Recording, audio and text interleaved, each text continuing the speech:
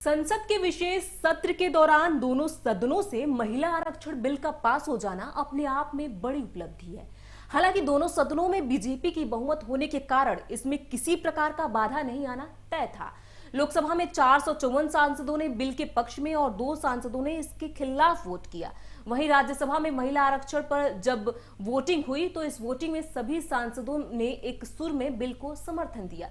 राज्यसभा में बिल के पक्ष में 214 वोट डाले गए, जबकि बिल के विरोध में एक भी वोट नहीं डाला गया। ऐसे में दोनों सदनों से पारित होने के बाद अब यह बिल राष्ट्रपति के पास भेजा जाएगा। उनकी मंजूरी मिलते ही यह बिल कानून का रूप ले लेगा। नमस्कार, मैं हूं प्रियांशी और आप देख रहे हैं इंडिया न्यूज।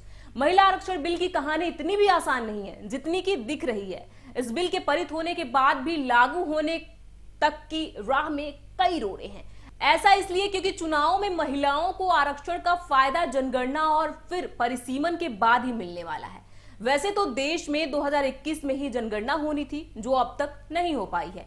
आगे यह जनगणना कब होगी इसकी भी कोई जानकारी नहीं है। खबरों में कहीं 2027 तो कहीं 2028 की बात कही गई है। इस जनगणना के बाद ही परिसीमन या निर्वाचन क्षेत्रों का पुनर्निर्धारण होगा, तब जाकर महिलाओं को आरक्षण मिल सकेगा।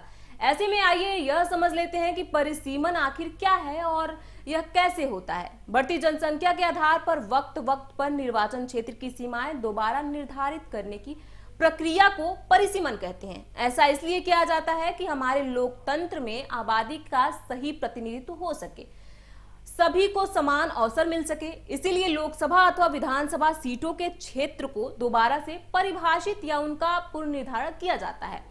इस पूरी प्रक्रिया के 3 मुख्य उद्देश्य हैं। पहले उद्देश्य की बात करें तो चुनावी प्रक्रिया को ज्यादा लोकतांत्रिक बनाने के लिए परिसीमन जरूरी होता है।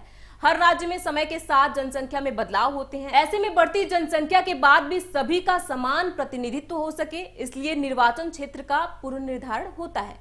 दूसरे उद्देश्य की बात करें तो बढ़ती जनसंख्या के मुताबिक निर्वाचन क्षेत्रों का सही तरीके से विभाजन हो सके, यह भी परिसीमन प्रक्रिया का अहम हिस्सा है। इसका उद्देश्य भी यही है कि हर वर्ग के नागरिक को प्रतिनिधित्व का समान अवसर मिले। अब परिसीमन को राजनीतिक नजरिए से देखें तो देश में जो दल अभी महिला आरक्षण के मुद्दे पर सरकार के साथ दिख रहे हैं, वही दल परिसीमन पर सरकार के खिलाफ में भी दिख रहे हैं। इस बिल में क्या है ये भी जान लेते हैं। महिला आरक्षण विधेयक में लोकसभा और राज्यों की विधानसभाओं में महिलाओं के लिए 33% या 1/3 सीटें आरक्षित करने का प्रस्ताव है। विधेयक में 33% कोटा के भीतर SC, ST और एंग्लो इंडियंस के लिए उप आरक्षण का भी प्रस्ताव है। विधेयक में प्रस्तावित है कि प्रत्येक आम चुनाव के बाद आरक्षित सीटों को रोटेट किया जाना चाहिए। आरक्षित सीटें राज्य या केंद्र शासित प्रदेश के विभिन्न निर्वाचन क्षेत्रों में रोटेशन द्वारा आवंटित की जा सकती हैं। आपकी जानकारी के लिए बता दें, ये बिल करीब 27 साल पुराना है। मौजूदा आंकड़ों के मुताबिक लोकसभा में महिला सांसदों की संख्या 15% से कम है, जबकि राज्य विधानसभा में उनकी प्रतिनिधित्व 10% से भी कम है। इस मुद्दे पर आखिरी बार कदम 2010 में उठाया गया था, जब राज्यसभा में इस बिल को पारित कर दिया गया था, लेकिन लोकसभा में पारित नहीं हो सका था। ऐसे में अब ये बिल दोनों सदनों से पारित हो गया है, लेकिन इसका लागू होना अपने आप में चुनौती है। इस पूरे खबर पर आपकी क्या राय है, हमें कमेंट बॉक्स में लिख के जरूर बताएं और ऐसे ही देश और दुनिया की तमाम खबरों से जुड़े रहने के लिए देखते रहिए इंडिया न्यूज।